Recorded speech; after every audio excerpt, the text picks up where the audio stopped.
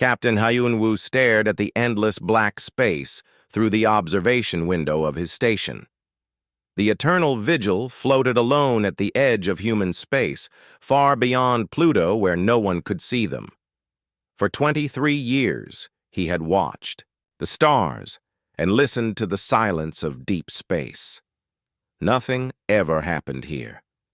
His crew of 12 had grown comfortable with the routine. Every day they checked their equipment, sent reports back to Earth, and waited. The listening post was humanity's early warning system, built to catch any sign of alien life before it reached human worlds. Most people thought it was a waste of money. Hyunwoo sometimes wondered if they were right. "Captain," So-young called from her communication station.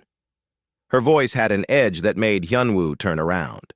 So-young had been monitoring space signals for 15 years. She never got excited about anything. "I'm picking up something strange." Hyunwoo walked over to her station. The screen showed waves of data flowing past, but everything looked normal to him. "What kind of strange?" "It's buried in the quantum background noise," So-young said, her fingers dancing over the controls. "Someone is sending a signal, but it's not random static. There's a pattern here." Jae-min, their tactical analyst, looked up from his own station. "Natural phenomenon?" "No." So-young shook her head. "This is artificial. Someone made this signal." She paused, then looked at Hyunwoo with wide eyes. "Someone not human." The bridge went quiet. After decades of listening to empty space, the words every human had been waiting and dreading to hear had finally been spoken. They were not alone. "Can you clean it up?" Hyunwoo asked, trying to keep his voice steady. So-young worked for an hour, running the signal through filters and enhancement programs. Slowly, the random noise began to form patterns, then numbers, then something that looked almost like language. "It's mathematics first," So-young explained as the crew gathered around her station. "Prime numbers, then basic equations. Someone is trying to prove they're intelligent." She pointed to another part of the signal. "But this part here, I think it's coordinates." Hyunwoo studied the data. "Where do the coordinates point?" Jaemin ran the numbers through their star charts. "The Kepler sector.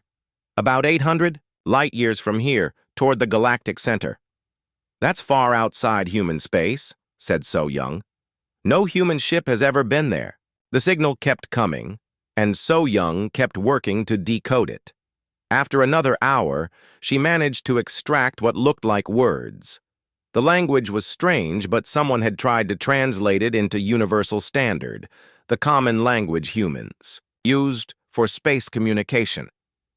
"Help us," So-young read aloud, her voice barely a whisper. "Unknown ones of the third spiral arm. Death comes for peaceful worlds. The devourers wake. Help us." Nobody spoke for a long moment. Hyunwoo felt ice in his stomach. Humanity had always wondered if they would meet aliens as friends or enemies. They had never thought about meeting aliens who were running from something worse. "There's more coming in," So-young said. The signal was getting stronger, more desperate. "Multiple sources now, different voices." Over the next few hours, more messages arrived. Each one painted a darker picture. Worlds going silent, entire star systems disappearing from long-range sensors. Something was moving through that part of the galaxy, destroying everything in its path. 17 systems confirmed lost, Jaemin reported, reading from his tactical displays. "Whatever is doing this, it's moving fast and it's thorough. Complete sterilization of inhabited worlds." Hyunwoo paced the bridge, his mind racing. Protocol said he should report this to Earth Command immediately and wait for orders. But Earth was 4 light hours away. By the time he got a response, how many more worlds might be dead? "Captain," So-young called out. "New message coming in. This one's different. Stronger signal." The message that came through was clearer than the others, but the content made everyone's blood run cold. "To any who can hear this," the translated message began, We are the Villani of the fourth world of Kepler 438. Our civilization has existed in peace for 12,000 years. We have never known war. We have never built weapons. We believed the galaxy was a place of wisdom and art and beauty. So Young's voice cracked as she continued reading. We were wrong. The Devourers came from the dark between stars. They do not negotiate. They do not show mercy. They consume everything. Worlds, ships, people. Nothing remains. The message continued with technical details about the attackers, ships that seemed to grow rather than being built, weapons that broke matter down into basic particles, an enemy that treated entire civilizations like food. We have tried to run, the message went on. Some of our ships escaped, but there is nowhere to go. The Devourers follow every signal, track every ship. They will not stop until every thinking being in this region of space is dead. Hyunwoo closed his eyes.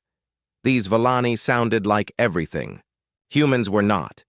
Peaceful, artistic, gentle. They had never learned to fight because they had never needed to. And now something was hunting them like animals. We do not know who might receive this message, the Villani continued. We can only hope that someone, somewhere, is stronger than we are. Someone who knows how to fight. Someone who can stop what we could not. The bridge was silent except for the hum of machinery. Hyunwoo looked around at his crew. They all understood what this meant. Humanity had always assumed they were alone because the galaxy was empty, but what if they were alone because something had been cleaning house? Captain, Jae-min said quietly, if these Devourers are moving toward our region of space. Hyunwoo nodded. Earth Command needs to know about this immediately. He turned to So Young. Send a priority alert to Earth. Include everything we've received. What about the aliens? So Young asked. Do we respond to their distress call? Before Hyunwoo could answer, alarms started blaring. So Young's hands flew over her controls, and her face went white. Final transmission coming in, she announced. The bridge fell silent again. The voice that came through the speakers sounded different from the others. Tired, scared, final. This is Kepler 438 Fourth World. The Devourers have found our last refuge. Our ships are breaking apart. Our people are... They found us. This is our final transmission. To whoever receives this, beware the signal cut to static. So Young tried to re-establish contact, but there was nothing. Just empty space where an entire world had been screaming for help moments before. Hyunwoo stared at the silent communication board. Somewhere in the darkness, an entire species had just died while calling for help. And now, something was moving through the galaxy, getting closer to human space with every world it devoured. He turned to his crew. Get me Earth Command. Priority. 1. Tell them we need to talk to the Admiral immediately. For the first time in human history, they had heard an alien voice, and it had been screaming. Admiral Sang-ho read Hyunwoo's report for the third time, but the words did not get any easier to understand. After centuries of wondering if humans were alone in the universe, the answer had finally come. They were not alone. But the news was not good. How reliable is this data? He asked Intelligence Chief Yoon-ji, who sat across from him in the secure briefing room beneath Luna City. We've verified the mathematical signatures, Yoon-ji replied, sliding a datapad across the table. The transmissions are definitely artificial, definitely not human. The quantum encryption patterns are incredibly advanced. Whoever sent these messages has technology we're only beginning to understand. Sang-ho rubbed his tired eyes. At 68, he had seen enough wars to know what fear looked like. And right now, he was looking at reports that scared him more than anything he had faced before. Dr. Tae-young, the head of Earth's Xenobiology Department, cleared his throat. Admiral, I've been analyzing the cultural content of these messages. The Villani appear to be exactly what they claim, a peaceful species with no military capability. Their language has no words for concepts like warfare or weapons. They literally cannot think about violence the way we do. And now they're all dead, said Commander Ha Newell, the fleet's tactical specialist. Her voice was cold and professional, but Sang-Ho could see the anger in her eyes. Whatever these devourers are, they specifically target non-violent civilizations. Sang-Ho stood and walked to the large display screen showing the galaxy. Red dots marked the systems that had gone silent according to the alien transmissions. The pattern was clear and terrifying. 17 star systems confirmed destroyed. Hanul continued. Based on the timeline in the messages, the attacks are happening faster now. The devourers are learning, getting more efficient. What do we know about their technology? Sang-Ho asked. Tae-young consulted his notes. The Villani described ships that seem to grow rather than being built. Weapons that break down matter at the atomic level. Most disturbing, they appear to use the consumed matter to build more ships. They're not just destroying these worlds, they're eating them. Yoonji activated a holographic display showing the Kepler sector. Our deep space monitors have detected massive energy signatures moving through this region. Whatever is doing this is big and it's systematic. They're not randomly attacking. They're clearing entire sectors. Sang-Ho studied the display, his military mind automatically calculating distances and travel times. How long before they reach human space? If they maintain their current rate of expansion, Ha Newell said, they could be at our outer colonies within 50 years. Maybe less if they continue to accelerate. The room fell silent.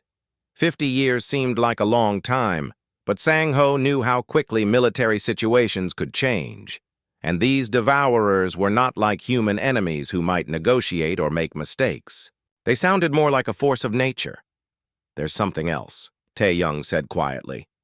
The messages suggest the devourers specifically avoid aggressive species. The Villani mentioned that other civilizations tried to warn them about warrior races that the devourers feared. But those warnings came too late.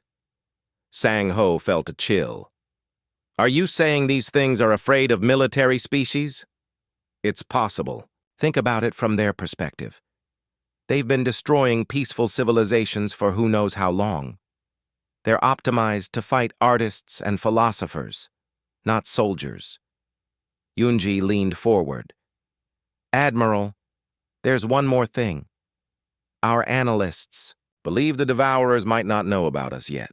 We're far from their current area of operations, and we've kept a relatively low galactic profile. That gave Sang-Ho an idea, a dangerous, probably insane idea, but an idea nonetheless. Commander Hanul, what's the status of our deep space fleet? Hanul looked surprised by the question. Full operational capability, Admiral. The first expeditionary fleet has 847 vessels ready for deployment. Why do you ask? Instead of answering, Sang-Ho activated his communication system. Get me President Dongmin. Emergency authorization requested for a special session of the Terran Council. 2 hours later, Sang-Ho stood before the most powerful humans in the solar system. Presidents, prime ministers, and military commanders from Earth, Mars, the Moon, and the outer colonies filled the council chamber. The conversation had been going for an hour, and it was not going well.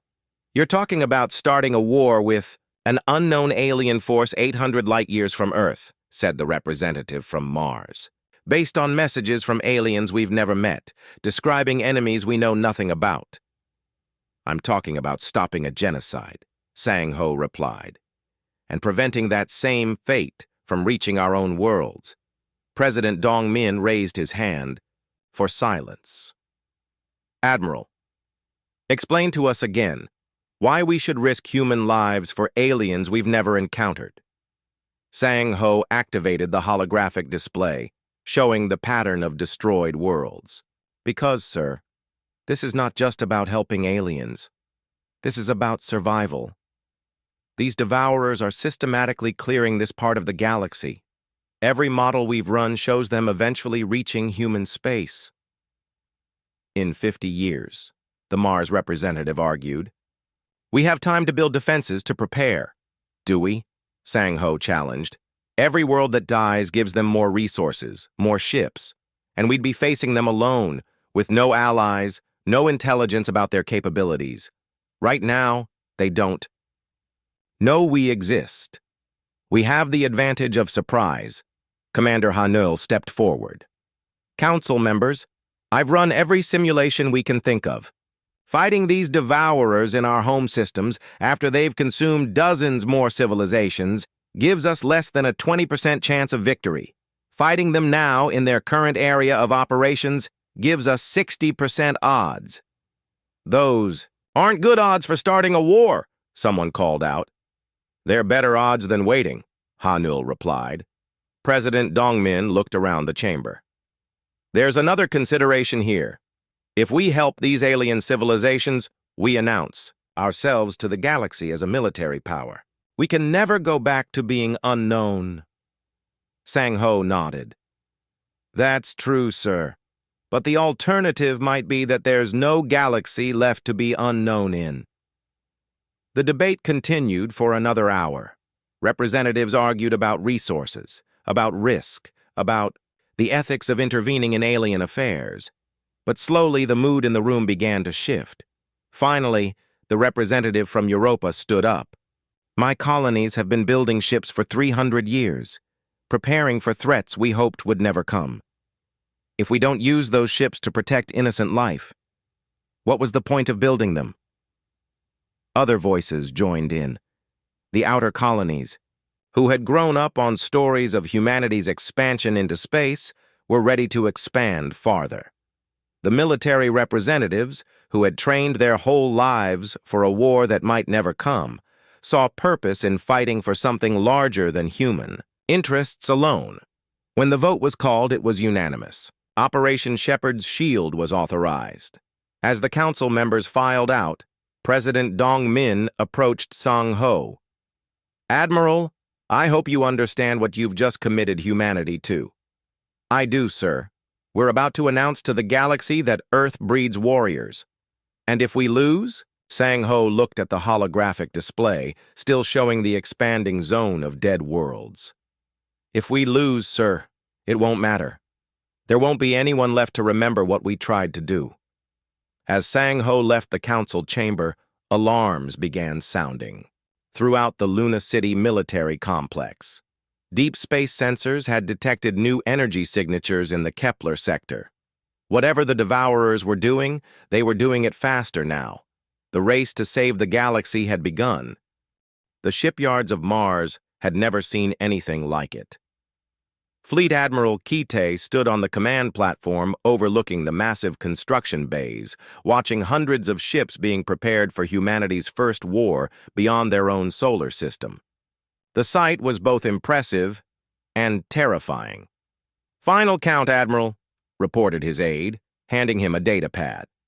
847 vessels, 16 dreadnoughts, 42 battleships, 118 heavy cruisers, and the rest destroyers, frigates, and support ships. Kite nodded, but his attention was focused on the largest ship in the bay. The dreadnought Indomitable stretched over 2 kilometers from bow to stern, bristling with weapons that could crack a moon in half.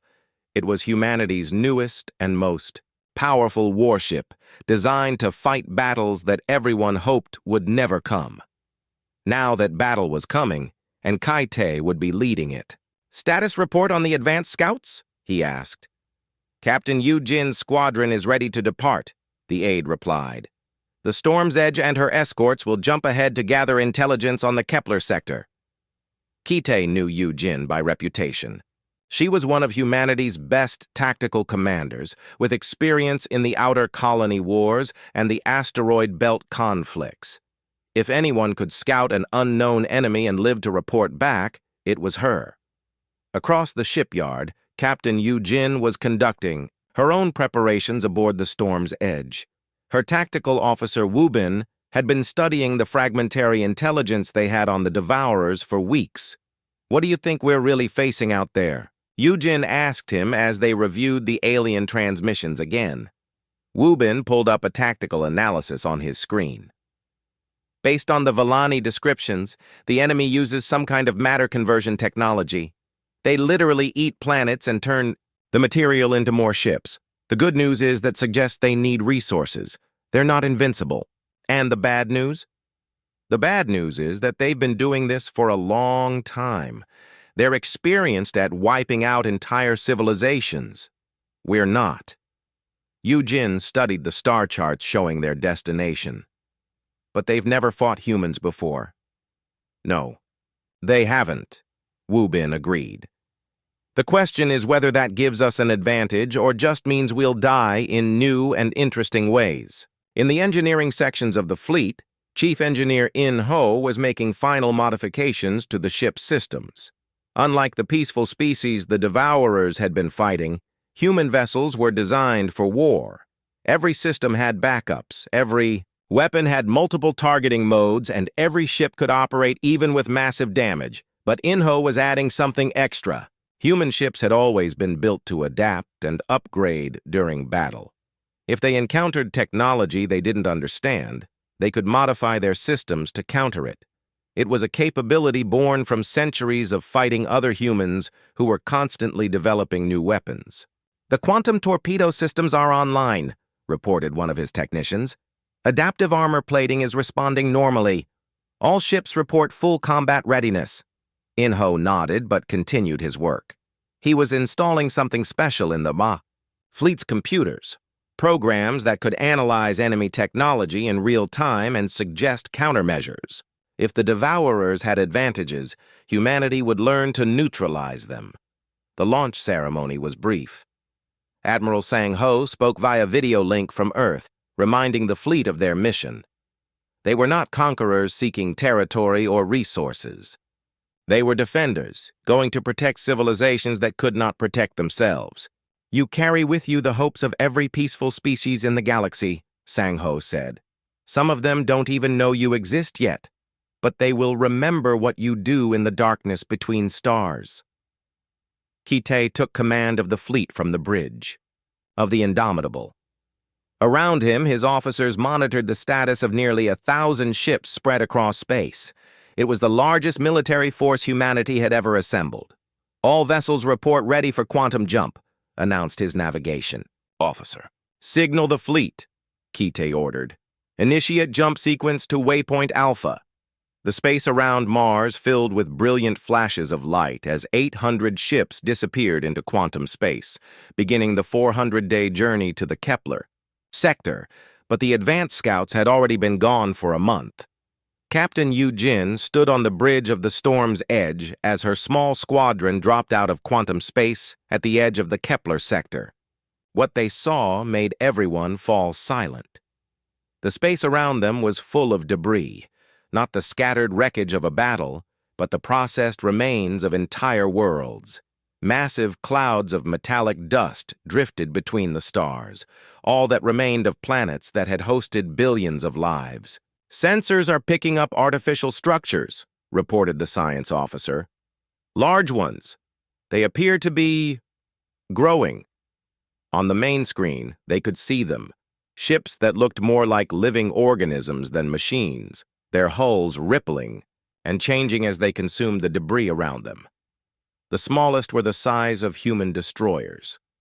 The largest were bigger than anything humans had ever built. "Count?" Yu-Jin asked. "Difficult to determine," the science officer replied. "They keep changing, merging, splitting apart. Conservative estimate, several thousand vessels in this system alone." Wu Bin studied the tactical displays. "Captain, these ships aren't just consuming random debris. They're processing it, refining it. This isn't random destruction, it's industrial-scale resource extraction." Yu-Jin watched the alien ships work. There was something horrible about their efficiency. No wasted motion, no unnecessary destruction. They simply consumed everything and converted it into more of themselves. "Any signs they've detected us?" she asked. "No, ma'am. We're running silent, and they don't seem interested in anything that isn't actively broadcasting signals." That matched what the Villani had reported. The Devourers found their prey by following communication signals and energy signatures. Species that stayed quiet might survive longer. "Start passive scans," Yu-Jin ordered. "I want to know everything about these ships. How they move, how they fight, how they reproduce, and keep monitoring for any survivors. For 3 days, the human scouts watched and learned. The Devourer ships were fast, but seemed to prefer moving in formation. Their weapons were devastating, but appeared to be short range. Most importantly, they followed predictable patterns, always processing the largest sources of matter first, always moving in straight lines between targets. On the 4th day, they found the survivors. "Signal detected," the communications officer announced. "Very faint, heavily encrypted. It's coming from the asteroid belt in the inner system. Yujin made a command decision that would change everything. Set course for the signal source, but be ready to jump away if anything goes wrong." What they found was a small group of alien ships hidden inside hollowed-out asteroids. The vessels were beautiful in their own way, smooth curves and elegant lines that spoke of a culture that valued art over warfare. "They're trying to communicate," the communications officer reported. "The signal it's mathematics again, but more complex. They know we're here." Yujin took a deep breath. This would be humanity's first conversation with an alien species. "Open a channel," she ordered. "Let's see if anyone speaks Universal Standard." The voice that came through the speakers was weak, but clear. "Unknown vessels, please identify yourselves. Are you here to harvest us as well?" "This is Captain Yujin of the human vessel Storm's Edge," she replied.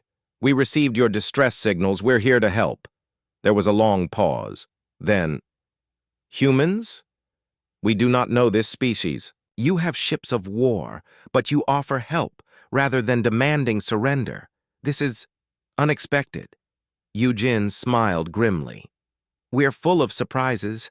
How many of you are left?" 43 ships from 12 different worlds. Perhaps 10,000. Individuals total. We are all that remains of our civilizations. The number hit Yujin like a physical blow.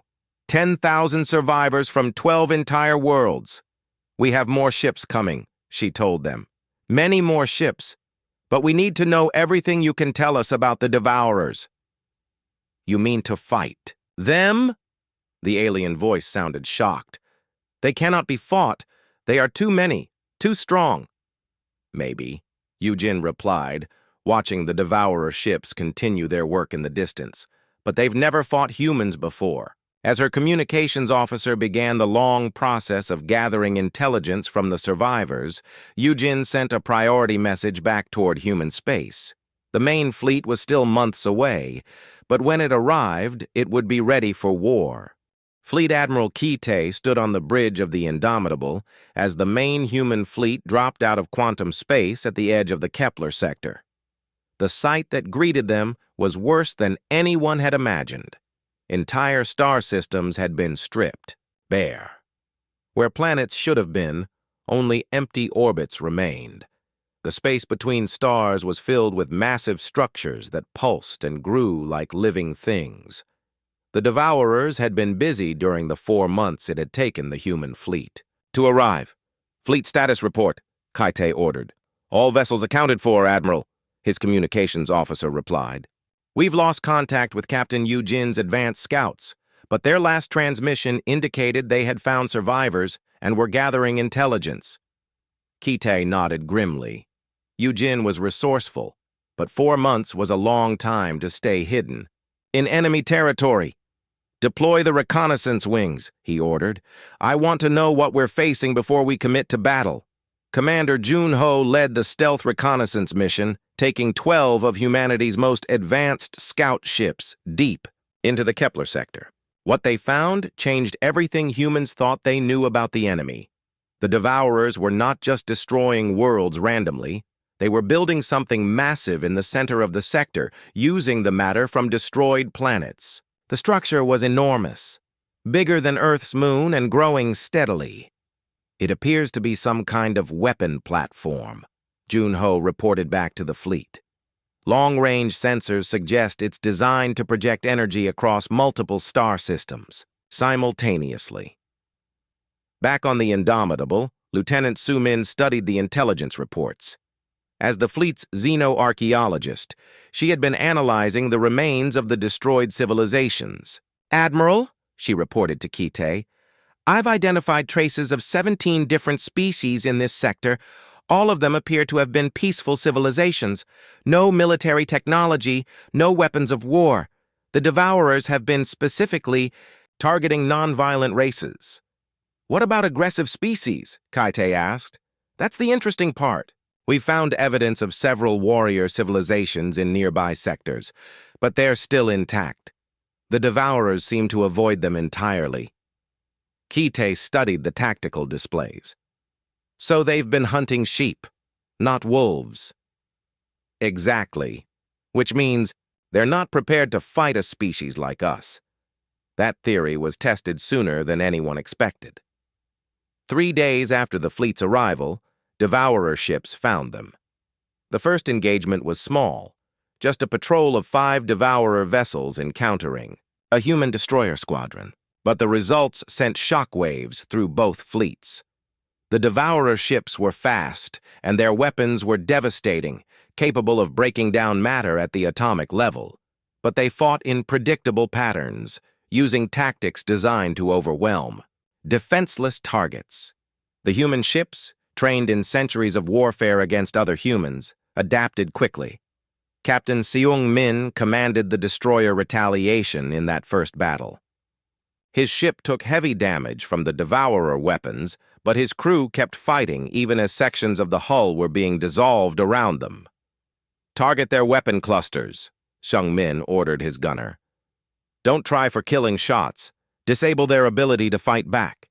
The human strategy worked.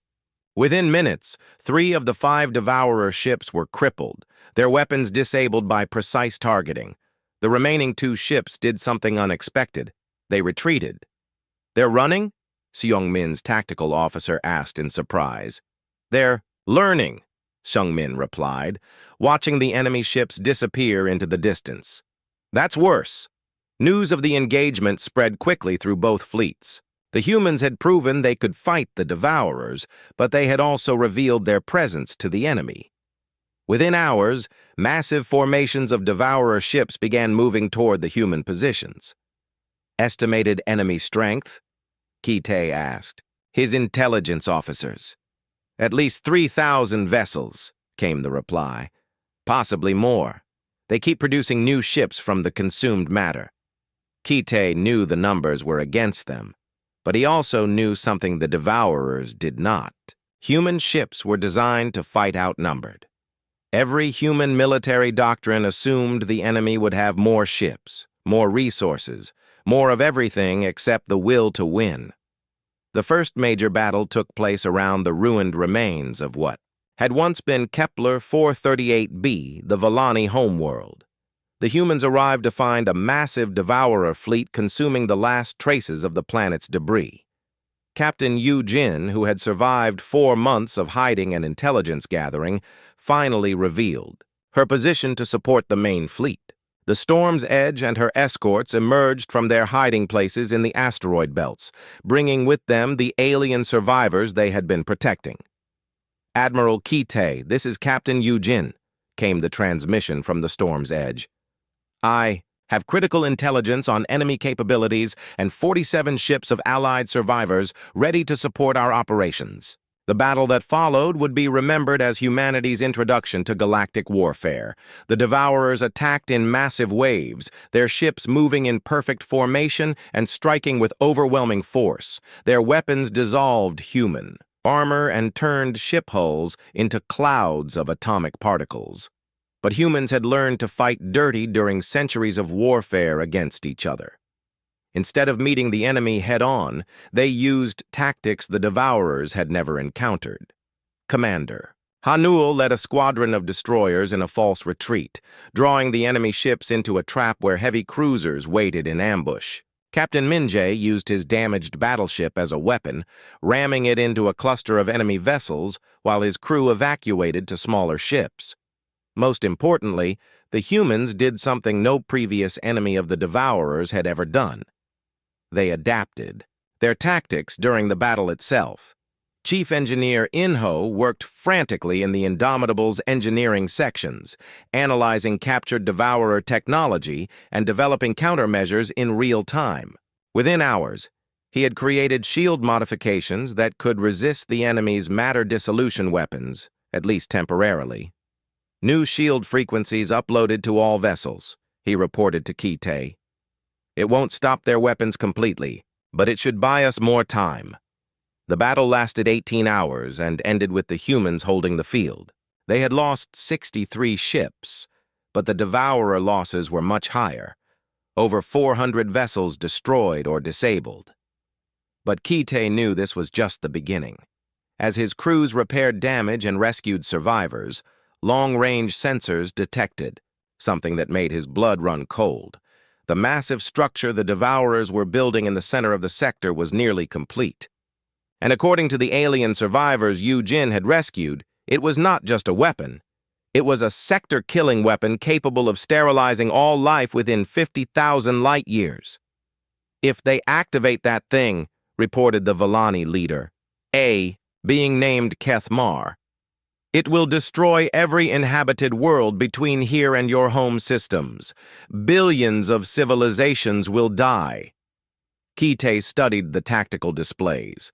The structure was heavily defended by the largest concentration of Devourer ships they had seen. Getting close enough to destroy it would require a full fleet assault with no guarantee of success. But as he watched the alien survivors working alongside human crews to repair battle damage, Kite realized something important. For the first time since the Devourers had begun their campaign of destruction, they were no longer fighting alone. 17 different species were now represented in the combined fleet. Each brought knowledge of Devourer tactics, technology, or weaknesses. Together they might actually have a chance. Signal all ships, Kite ordered. We're going to need every advantage we can get. On the main display, the Devourer superweapon continued to grow, its completion only days away. The fate of half the galaxy would be decided in the battle to come. The war for the survival of galactic civilization was about to begin.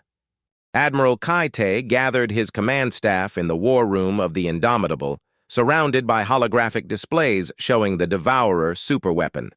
The structure had grown to enormous size, its surface crawling with activity as countless ships added final components.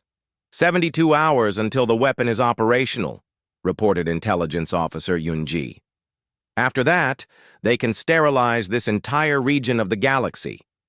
Kite studied the tactical situation. The Devourers had concentrated their entire fleet around the weapon, over 5,000 ships forming defensive layers that extended for millions of kilometers. A direct assault would be suicide. We need a different approach, he announced, something they won't expect. Captain Yu Jin, now serving as tactical coordinator for the combined human-alien fleet, activated a new display.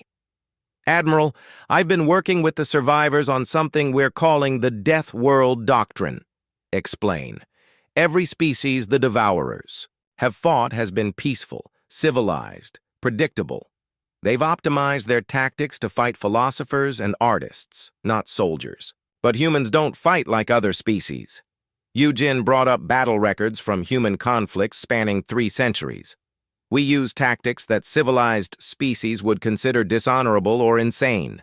Sacrificial attacks, false retreats, using damaged ships as weapons. The Devourer's AI can't predict behavior it's never encountered. Commander Jun-Ho leaned forward. What are you proposing? We stop fighting like a conventional fleet and start fighting like humans, Yu Jin replied. Guerrilla warfare on a galactic scale. Over the next day, the human fleet implemented tactics that horrified their alien allies but proved devastatingly effective against the Devourers.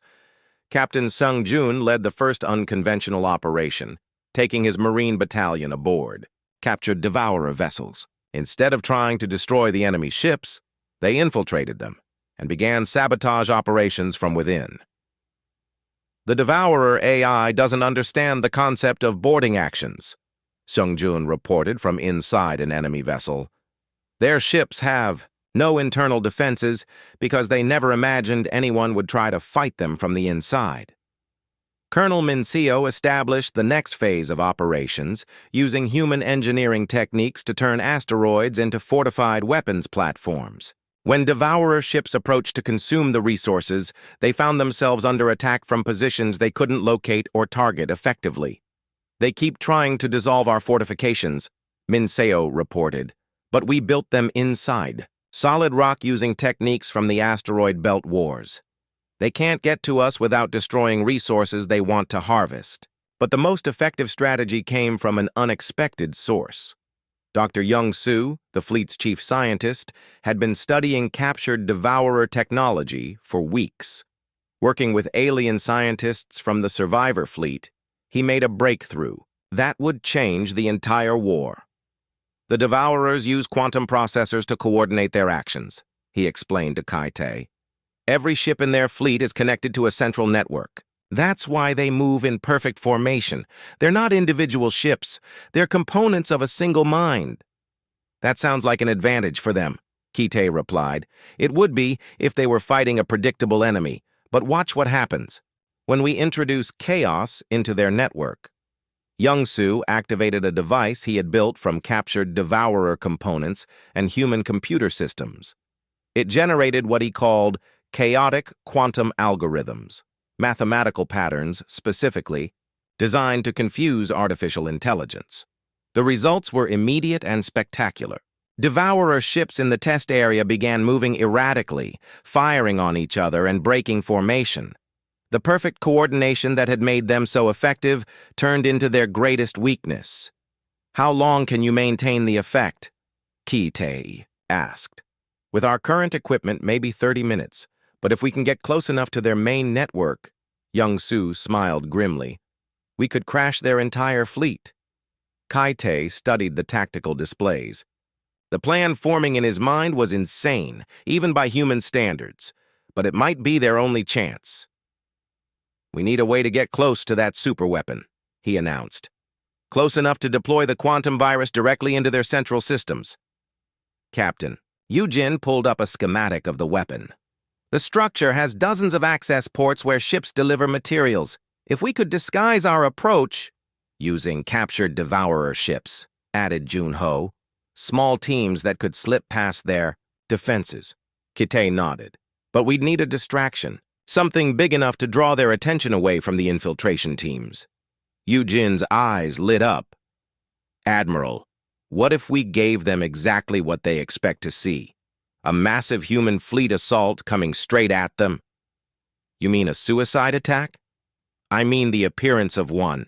We send in the main fleet, but instead of trying to win, we focus on creating chaos. Maximum destruction, maximum confusion. While they're dealing with that, the infiltration teams slip in and deliver the virus. Over the next 24 hours, the combined fleet prepared for the most desperate operation in human military history. Captured Devourer ships were modified to carry human crews and the quantum virus devices. The main fleet prepared for what would appear to be a conventional assault, but was actually an elaborate deception. Captain Hyun Woo, the officer who had first detected the alien distress signals, volunteered to lead one of the infiltration teams. "I started this war by listening to alien voices," he told Kite. "I want to finish it by silencing the ones responsible for their deaths." The battle began at dawn, ship time, with the human fleet charging directly toward the Devourer superweapon. To outside observers, it looked like a hopeless last stand. 800 ships attacking 5,000 in a desperate bid to prevent galactic annihilation. The Devourers responded exactly as expected, concentrating their forces to meet the human assault. Massive formations of enemy ships moved to intercept, their weapons charging for what they expected would be the final battle of their galactic conquest. But as the fleets closed with each other, chaos began to spread through the Devourer ranks. Ships that had moved in perfect formation for millennia suddenly found themselves unable to coordinate. The quantum virus, transmitted by hidden devices on the captured ships, began spreading through their network. Virus deployment successful. reported Hyun Woo from his infiltration ship. "We're inside their perimeter and approaching the central access port." The main battle was a nightmare of destroyed ships and desperate fighting. Human vessels threw themselves against impossible odds, their crews knowing that every minute they bought increased the infiltration team's chances of success.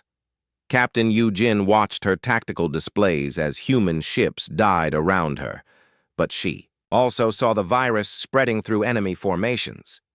Devourer ships were beginning to fire on each other, their coordination breaking down as chaotic algorithms corrupted their shared consciousness. "All infiltration teams report successful. Virus deployment," came the announcement from the communications center. On the main display, the effect was immediate and devastating. The Devourer superweapon, which had been preparing to fire its sector-killing blast, began to turn its weapons on its own defensive fleet. Across the entire enemy formation, ships lost coordination and began attacking anything nearby. But the battle was far from over. Even with their coordination disrupted, the Devourers still had superior numbers and firepower, and their superweapon, while no longer under central control, was still capable of destroying everything within range. "We need to finish this," Kite announced to his fleet. "All ships, prepare for final assault. Target the superweapon's reactor core." As the surviving human ships charged toward their target, Kite knew that victory would come at a terrible price. Half his fleet was already gone, and the hardest fighting still lay ahead. But for the first time since the war began, he believed they could actually win. The Devourer superweapon filled the entire view screen of the Indomitable as Admiral Kite led the final assault. The massive structure was bigger than Earth's moon, its surface covered with weapons capable of sterilizing entire star systems. Even damaged by the quantum virus, it was still the most dangerous weapon in the galaxy. "All ships, concentrate fire on the reactor core," Kite ordered. Around him, the surviving vessels of the human fleet launched everything they had at their target. But the superweapon was heavily shielded, and its automated defenses were still partially functional. Massive energy beams swept through space, vaporizing human ships that had survived the entire war, only to die in these final moments. Captain Yoo-jin brought the storm's edge in close, her ship's hull glowing red from enemy fire. "Admiral, our weapons aren't getting through the main shields. We need someone to get inside that structure." Kite studied the tactical displays. The superweapon had thousands of access ports and maintenance tunnels, but they were all defended by automated systems. "Getting inside would be a suicide mission." "I'll take a team in," volunteered Commander Jae-won from his assault ship. "My Marines are trained for this kind of operation." "It's a one-way trip," Kite warned him. "So was coming to this sector in the first place," Jae-won replied. "We didn't come here to go home safely. We came here to stop this thing." As Jae-won's team prepared for their infiltration mission, Engineer In-ho worked frantically to modify their equipment. The quantum virus had disrupted the Devourer network, but the superweapon was too large and complex to be completely disabled by software alone. "You'll need to overload the main reactor manually," In-ho explained. "I've modified these charges to create a cascade failure in their quantum core. But someone will have to stay behind to trigger the detonation." Jae-won nodded grimly. He had known from the beginning that this mission would not end with him returning to his ship. The assault team launched in a small, fast ship that had been disguised to look like Devourer technology. With the enemy's sensors confused by the quantum virus, they managed to slip through the outer defenses and dock with an access port near the superweapon's core. What they found inside was beyond anything humans had imagined. The interior of the structure was like a living organism, with corridors that pulsed and walls that seemed to breathe. The Devourers had not built this weapon. They had grown it, using the same organic technology that created their ships. "This place is alive," reported Specialist Bo Young as the team moved through the organic tunnels. "The walls are responding to our presence." Jae-won led his Marines deeper into the structure, following In-ho's directions toward the central core. They encountered automated defenses, floating weapons platforms that emerged from the walls. But their human training in close-quarters combat gave them an advantage. The Devourers had never designed defenses against boarding parties. As they fought their way through the structure, the battle outside continued to rage. The human fleet was taking terrible losses, but they kept fighting, knowing that Jaewon's team was their only hope of stopping the superweapon. Captain Yujin's ship was hit by a massive energy beam that tore through her hull. Emergency power kept the Storm's Edge fighting, but she knew her ship was dying. "All hands, prepare for ramming speed," she ordered. If her ship was going to be destroyed anyway, she would make sure it served a purpose. The Storm's Edge accelerated toward the superweapon's main gun, its engines overloading as Yujin pushed them beyond their design limits. The impact sent shock waves through the massive structure, disrupting its weapons long enough for other human ships to get closer. Inside the superweapon, Jaewon's team finally reached the central core. What they found there changed everything. They thought they knew about the Devourers. The core was not just a reactor. It was a massive computer containing the consciousness of an entire species.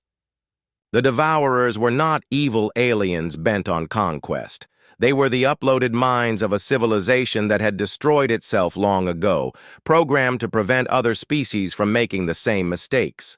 "Commander," Bo Young called out, staring at the data streams flowing through the core.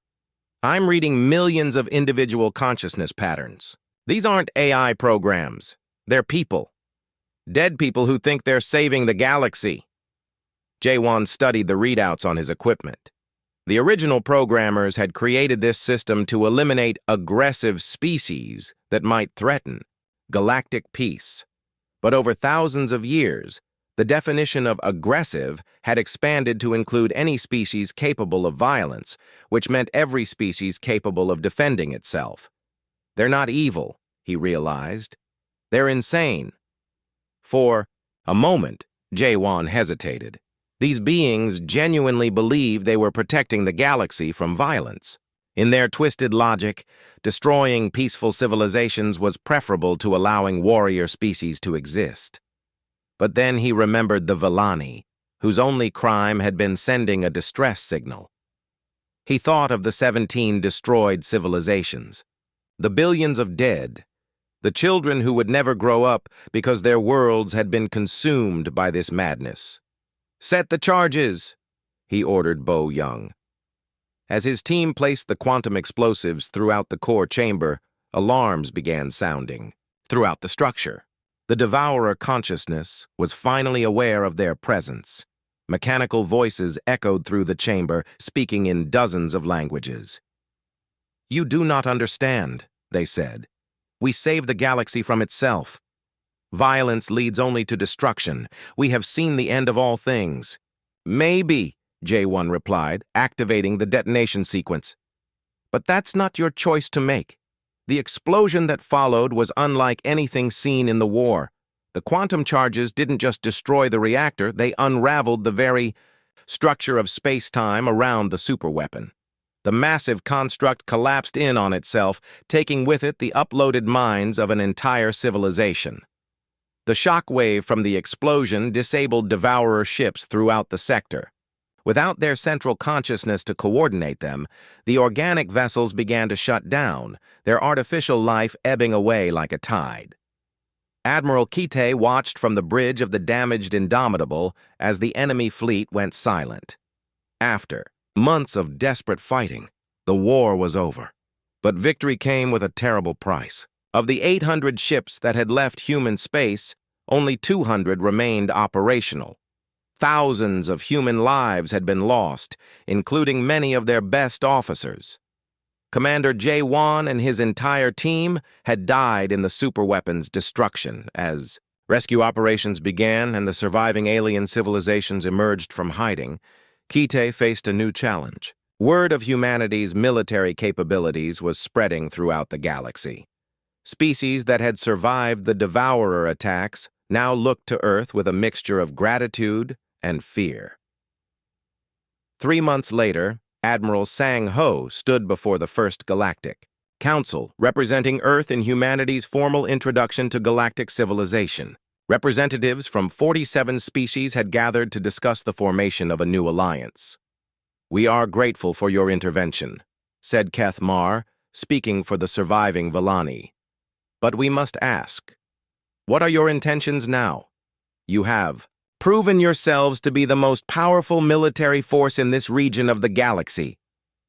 Sang-Ho looked around the council chamber at the assembled aliens.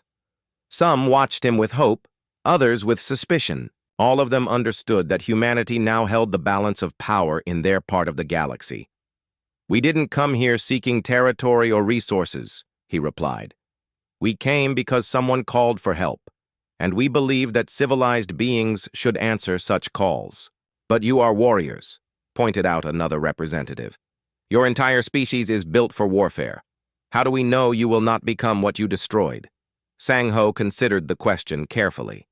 It was one that humans would be asking themselves for generations to come. "Because," he said finally, "we choose not to. Yes, we are warriors. Yes, we know how to fight and kill and destroy. But we also know when to stop. The Devourers forgot that distinction, and it drove them mad." He stood, addressing the entire council. "We propose a new alliance, one where peaceful species can pursue their arts and sciences under the protection of those willing to fight for them, not as conquerors, but as guardians." The debate that followed would last for weeks, but the foundation of what would become the Galactic Defense Alliance was laid that day.